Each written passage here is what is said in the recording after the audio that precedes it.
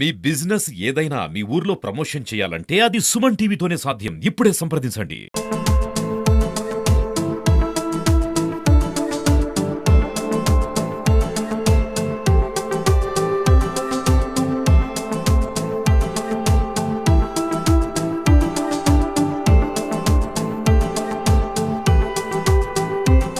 Telugu Desam party రాష్ట్ర organising secretary Aluru నియోజకవర్గం. ముఖ్యంగా తెలుగుదేశం పార్టీ జాతీయ అధ్యక్షుడు నారా చంద్రబాబు నాయుడు గారు అధికారంలోకి వచ్చి రాష్ట్ర ముఖ్యమంత్రి అయిన తర్వాత 100 రోజుల పరిపాలన ఎలా ఉందంటే, మేనిఫెస్టోలో మేము ప్రకటించినవన్నీ కూడా విడతల వారీగా అమలు చేస్తా ఉన్నారు. మొట్టమొదటిసారిగా పెన్షన్ కూడా 4,000 రూపాయలు ఇవ్వడం జరిగింది.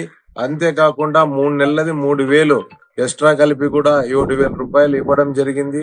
మరియు తర్వాత ప్రతి నెల 1,000 రూపాయలు పెంచి 4,000 కూడా ఇవ్వడం జరిగింది. అంతేకాకున్నట్టుగా తర్వాత ల్యాండ్ టైటిలింగ్ యాక్ట్ అనేది రద్దు చేయడం జరిగింది. అది చాలా ఘోరంగా వైఎస్ జగన్మోహన్ రెడ్డి ప్రవేశపెట్టిన పథకం. అంతా వచ్చేసి ప్రజల ఆస్తులు కొట్టేయాలనే ఉద్దేశంతో జగన్మోహన్ రెడ్డి ప్రవేశపెట్టిన ల్యాండ్ టైటిలింగ్ యాక్ట్ ముఖ్యంగా మా సారు ప్రతి ఒక్క బహిరంగ సభలోన, ఎలక్షన్ లోన, మీటింగుల్లోన చెప్పిన ల్యాండ్ టైటిలింగ్ యాక్ట్ రద్దు చేయడం జరిగింది.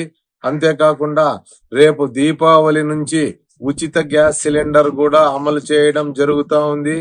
ఈ విధంగా ప్రజల వద్దకు ఏమైతే చెప్పాడో ఈ సుపరిపాలన రాష్ట్రంలో ఈ రోజు ఇన్ని వందల కోట్ల, వేల కోట్ల అప్పులు చేసిపోయింటే కూడా ఈ రోజు సరిదిద్ది ఇవన్నీ అమలు చేస్తున్నాడంటే మా స్వర్ణాంధ్రప్రదేశ్ అధినేత చంద్రబాబు నాయుడు గారికే సాధ్యమైంది.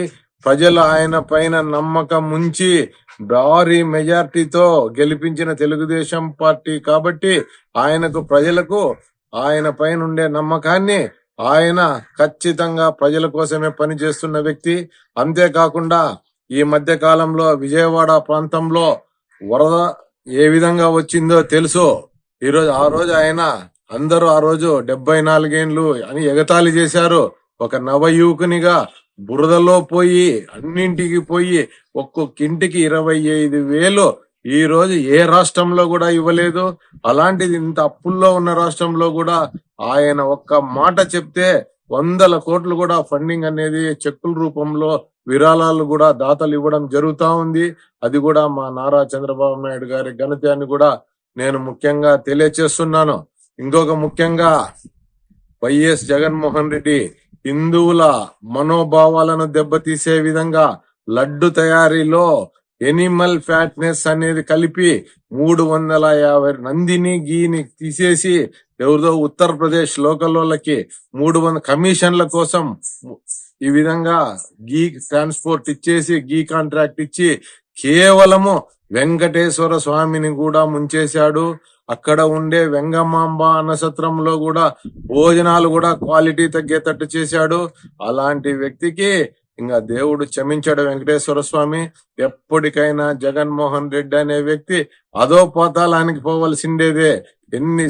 ఎవరితోనైనా పెట్టుకోవచ్చు కానీ కలియుగ దైవమైన వెంకటేశ్వర స్వామిని మరియు ఆయనతోనే పెట్టుకోవడం జరిగింది. అంతేకాకుండా కోట్లాది మంది భక్తులు, ఓన్లీ నాట్ ఇన్ ఆంధ్రప్రదేశ్, ప్రపంచ వ్యాప్తంగా ఉండే భక్తుల మనోభావాలు కూడా దెబ్బతీసే విధంగా ఈ జగన్మోహన్ రెడ్డి చేయడం జరిగింది.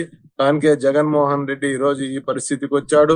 ముఖ్యంగా రాబోయే రోజులలో సమర్థవంతంగా పరిపాలించి సూపర్ 6 అన్ని కూడా అమలు చేసే బాధ్యత మాది.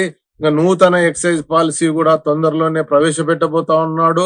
తక్కువ ధరకే మద్యం ఇస్తామన్నాడు. అదే విధంగా బూమ్ బామ్, రింగ్ అనేటివి లేకోకున్నట్టుగా ఎక్కడ దొరికే బ్రాండ్లన్నీ కూడా ఇక్కడే ప్రవేశపెట్టడం జరిగింది. ఉచిత ఇసుక కూడా రౌండ్ ద క్లాక్ 24 hours ఇవ్వడం జరుగుతా ఉంది. వీటిపైన ఎక్కడైనా అక్రమాలు జరిగితే ఎవరైనా కూడా ఫిర్యాదు చేయవచ్చు. చేస్తే తదుపరి అధికారులపై కూడా చర్యలుంటాయని చెప్పి మా ముఖ్యమంత్రి గారు చెప్పడం జరుగుతుంది. అదే విధంగా ఈ విధంగా అన్ని విధాలుగా ప్రజలకి సేవ చేసి ఉత్తమమైన దేశంలోనే నంబర్ 1 ముఖ్యమంత్రిగా చంద్రబాబు నాయుడు గారు ఉంటారని చెప్పి ఆశిస్తూ ఈ అవకాశం ఇచ్చిన